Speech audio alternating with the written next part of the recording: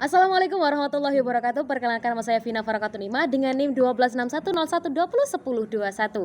Baik, saya akan membahas terkait proses penanganan tindak pidana dan proses peradilan pidana. Yang pertama, adanya laporan dan pengaduan terkait perbuatan yang dilarang dan meminta lembaga terkait untuk memproses secara hukum. Kedua, penyelidikan untuk mencari dan menentukan ada atau tidaknya tindakan pidana. Nah, jika sudah dipastikan sebagai tindak pidana, maka tindakan selanjutnya yaitu mencari bukti permulaan yang cukup. Bukti permulaan minimal 2 alat bukti yang sah dengan tujuan untuk menentukan seseorang sebagai tersangka dan dimulainya proses penyelidikan. Proses penyidikan dilakukan untuk mencari dan mengumpulkan bukti tentang tindak pidana yang terjadi menemukan tersangkanya. Jika sudah ditemukan tersangkanya dengan bukti permulaan yang cukup, maka dapat dilakukan penangkapan sementara oleh penyidik untuk kepentingan penyidikan atau penuntutan atau peradilan. Jika penangkapan melebihi 1 kali 24 jam, maka dapat dilakukan penahanan namun harus disertai surat perintah penahanan.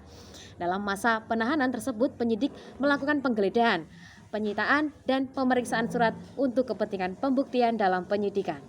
Tahap selanjutnya adalah penuntutan. Tahap ini menjadi tanggung jawab penuntut umum atau jaksa pelimpahan perkara. Ini disertai dengan surat dakwaan.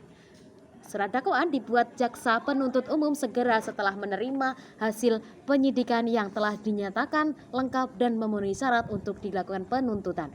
Pada tahap penuntutan, status tersangka berubah menjadi terdakwa. Tahapan selanjutnya yaitu tahap pemeriksaan, di mana jaksa penuntut umum akan memberikan bukti-bukti yang didapat dari hasil penyidikan kepolisian. Terdakwa juga diberi hak untuk membela diri. Tahap pelaksanaan putusan pengadilan, pada tahap ini terdakwa yang dinyatakan bersalah akan menjadi terpidana. Terpidana yang dipidana penjara atau kurungan akan dieksekusi dengan dimasukkan ke dalam lembaga permasyarakatan. Untuk pidana mati, pelaksanaan tidak akan dilakukan di muka umum dan berdasarkan pada undang-undang yang berlaku. Nah, dan di sini kurangnya adalah prosesnya banyak intervensi, terutama pada proses awal yaitu penyelidikan dan atau penyidikan. Sehingga pihak yang mengintervensi harus masuk ke dalam perkara pengadilan untuk membela salah satu pihak atau kepentingannya sendiri, agar proses peradilan tersebut tidak menjadi terlalu rumit. Baik, itu tadi. Sekian. Wassalamualaikum warahmatullahi wabarakatuh.